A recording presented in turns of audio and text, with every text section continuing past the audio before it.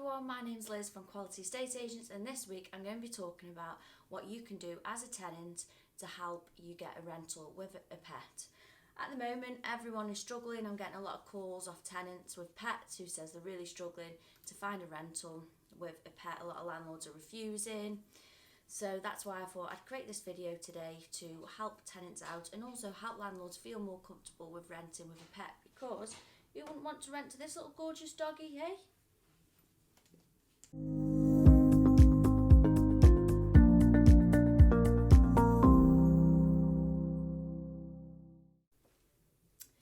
Right, the dog's had a 5 seconds of fame now. I've let her go back off. She's probably gone back to bed now.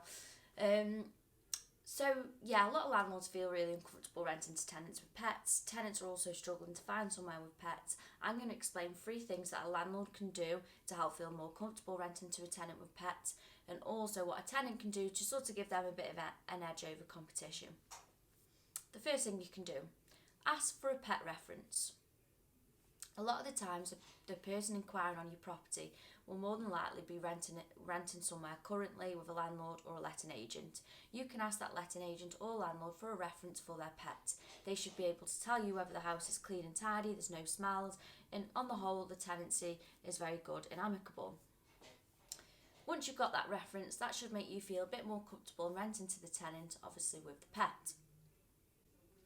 The second thing you can do, and not a lot of people think about this one, and it's not a very common one. We've done it a couple of times, it's worked great. But what you can do, if you've got a tenant and you're quite happy with him, you know, they've got an outstanding application, but it's just that pet that's putting you off. You're not quite sure because they've got a pet, they've got a dog or a cat. What you can do is ask to do a house visit. Ask them if it's okay for you to pop round. It'll take no longer than 5 minutes just for you to have a quick wander around the house and make sure everything's okay, clean and tidy. Again, as a tenant, you can offer this to the landlord or the agent who's doing the referencing with you, or what you could possibly do is take a video of the house and send it off to them. Even if they haven't requested this video, it would help even if you just sent it anyway. Just take a video of your house, email it in to the agent or the landlord and say, look, I really want to rent this property. I know I've got a pet. I know you're a bit unsure on pets. This is how I've got my house at the moment. It's absolutely tidy. The pets are very well behaved. Is there anything you can do? Just sort of, I think that would help a lot of agents and landlords in deciding what to do when renting someone with pets. And the third thing you can do is ask for higher rent. Now, what you can't do is ask for a bigger deposit. That's illegal. You can't do that anymore. The maximum you can ask for a deposit is 5 weeks' rent. A lot of agents and landlords felt very comfortable with requesting a bigger deposit for the pet, which is understandable, to recover any charges for possibly, any damages to the house. Fortunately, you can't do that anymore, but what you can do is ask for an increased rent. Let's say the rent's at £5.50, you could possibly ask the tenant to pay an extra £25 per month per pet.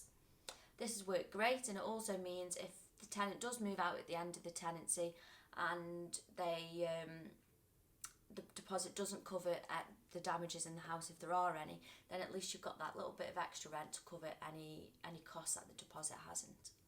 So that's it. Those are my 3 steps to help you as a tenant get a property with a pet, and also help you as a landlord to feel more comfortable renting to a tenant with a pet.